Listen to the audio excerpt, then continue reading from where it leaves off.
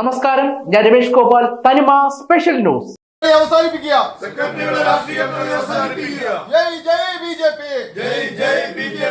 ജോലിയുടെ ഭാഗമായിട്ടിരിക്കുമ്പോൾ സാറ് രാഷ്ട്രീയം കളിക്കണ്ട, അല്ലാത്ത സമയത്ത് സാറ് രാഷ്ട്രീയം ചെയ്താൽ മതി. ജോലിയുടെ ഭാഗമായിട്ടിരിക്കുമ്പോൾ CPM-ന് പണിയെടുക്കുന്ന ഒരു സെക്രട്ടറിയെ പഞ്ചായത്ത് ഭരണസമിതിക്ക് മുന്നോട്ട് കൊണ്ടുപോകാൻ ബുദ്ധിമുട്ടുണ്ട്. അത് ജനങ്ങൾക്ക് ദ്രോഹമായിട്ട് തന്നെയാണ് സാറ് ചെയ്യുന്നത്.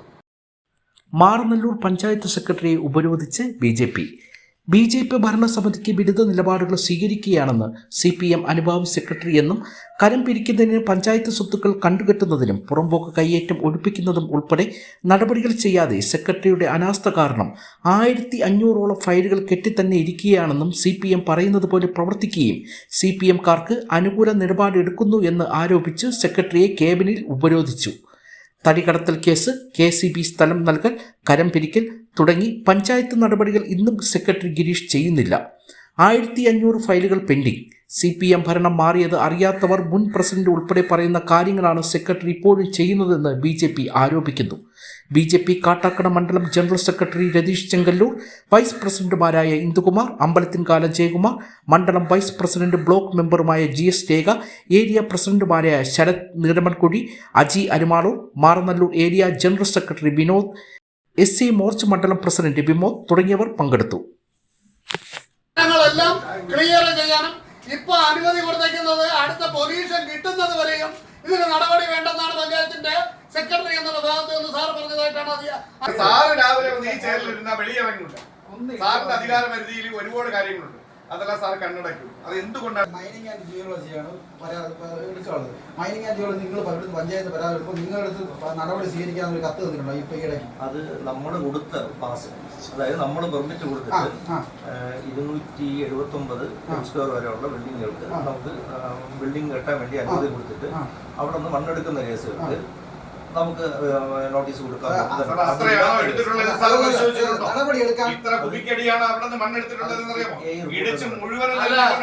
സാറേ, ഈ വീട് വെക്കാൻ പേരില് വ്യാജേന ഇടിച്ചതൊക്കെ സാറ് പറഞ്ഞു.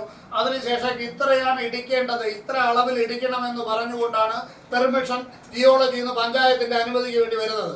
അവർ ഈ പഞ്ചായത്തിന്റെ അനുമതി കൊടുത്തതിന് ശേഷം സാറ് ഇത്രയാണോ ഇടിച്ചിട്ടുള്ളതെന്ന് വ്യക്തമായിട്ട് അവർ ഒരു പരിശോധന ഈ മണ്ണിടിച്ച ആൾക്കാർ വീട് വെച്ചിട്ടുണ്ടോ? ഈ എത്രയോ വർഷം കൊണ്ട് മാന്യമായിട്ട് ഈ പരാതി ഉൾപ്പെടെ പല രേഖകളും തെളിവ് നികർത്തിയാണ് നമ്മൾ വന്നത്. അല്ലാതെ വെറുതെ വന്നിട്ട് ഒരു ഷോ കാണിക്കാൻ വന്നവരല്ല. നമ്മൾ കൃത്യമായിട്ട് തെളിവ് സഹിതമാണ് സാറിന്റെ അടുത്ത് ചോദിക്കുന്നത്.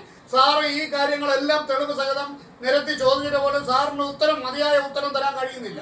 അപ്പൊ സാറിന് ഈ അനാസ്ഥ, ജോലിയിൽ കാണിക്കുന്ന അനാസ്ഥയും CPM-ന്റെ രാഷ്ട്രീയം ഉള്ളിൽ വെച്ചുകൊണ്ട് പ്രവർത്തിക്കുന്ന രീതിയും മുന്നോട്ട് കൊണ്ടുപോകാൻ ഈ പഞ്ചായത്തിൽ സാറിനെ പോലെ ഒരു സെക്രട്ടറി വേണ്ട. അതിനാരാണോ ഉത്തരവാദിത്തപ്പെട്ടത് അവരിവിടെ വരുന്നത് വരെ. അപ്പൊ 16 ദിവസം CPI-യുടെ നേതാവിന് വേണ്ടി ഒത്താശ ചെയ്ത് കൊടുത്തല്ലേ സാറ്? അത് ഈ പറയുന്ന മെമ്പർമാരെല്ലാം ചെന്ന് കണ്ട് ബോധ്യപ്പെട്ട സംഭവമാണ്. ഇവിടുത്തെ ഭരണസമിതി എല്ലാം ഭരണസമിതി വണ്ടിയിൽ പോയി കണ്ട് ബോധ്യപ്പെട്ടു. ഇത്തരം കാര്യങ്ങൾക്കെല്ലാം വീഴ്ച നമ്മൾ ഫയൽ ഉൾപ്പെടെ അതിന്റെ തെളിവ് ഉൾപ്പെടെ ഞാൻ തരാം. കേൾക്കാനുള്ള ഒരു സന്മനസ് ഉണ്ടെങ്കിൽ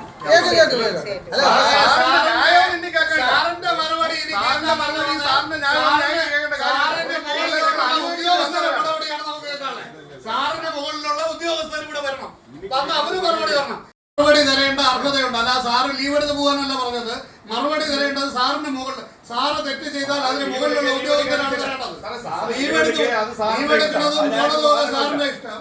പക്ഷേ ഇതിന് മറുപടി തരേണ്ടത് സാറ് ജനുവനായിട്ടുള്ള കാര്യമല്ല ചെയ്യുന്നത്.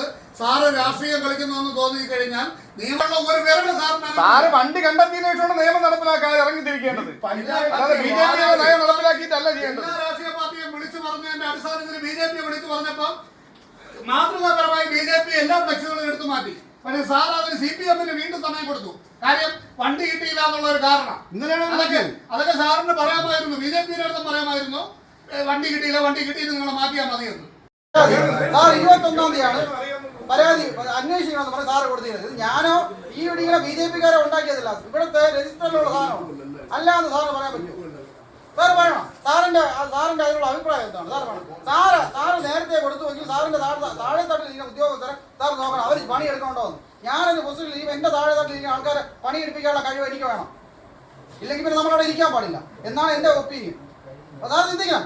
6-ാം തീയതി തന്ന ഒരു പരാതി 7-ാം തീയതി പോട്ട് 10-ാം തീയതി അയക്കോ. അല്ല 6-ാം തീയതി പറഞ്ഞ ഒരൊറ്റ വാക്കെന്ന് പറയാൻ ഞാൻ ആ സീറ്റിൽ ഇരിക്കും കാലം KSEBക്ക് സ്ഥലം കൊടുക്കില്ല, പറ്റില്ലെന്നാണ്.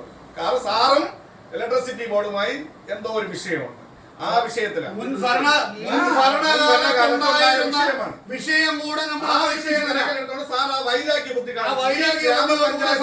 വരുമാനത്തെ സാർ ഇല്ലാതാക്കി അത് തൊട്ടടുത്ത പഞ്ചായത്തിലേക്ക് പോകേണ്ട ഇടയുണ്ടാക്കി.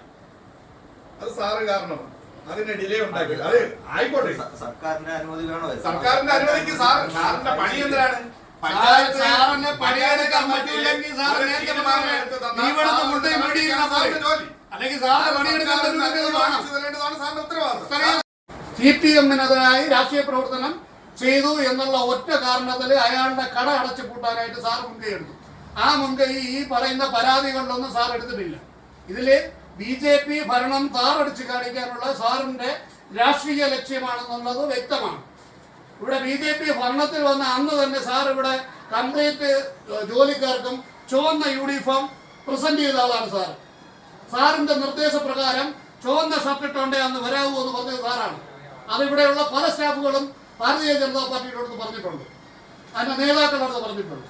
അപ്പൊ സാറ് എന്തായാലും സാറിന് ഈ പഞ്ചായത്തിൽ വേണ്ട, നമ്മുടെ ഭരണം ഇല്ലാതാക്കുന്ന BJP-യുടെ ജനപ്രതിനിധികൾ തിരഞ്ഞെടുത്ത BJP-യുടെ ഭരണം ജനപ്രതിനിധികളെ നേരായ രീതിയിൽ പ്രവർത്തിക്കാൻ സാധിക്കാത്ത രീതിയിൽ ജനുവനായിട്ട് സാറ് ഈ പഞ്ചായത്തിൽ വരാനുള്ള പല വരുമാനങ്ങളെ ഇല്ലാതാക്കുന്നത് സാറിന്റെ പേഴ്സണലായിട്ടുള്ള രാഷ്ട്രീയ ബന്ധം ഉപയോഗിച്ചുകൊണ്ടാണ്.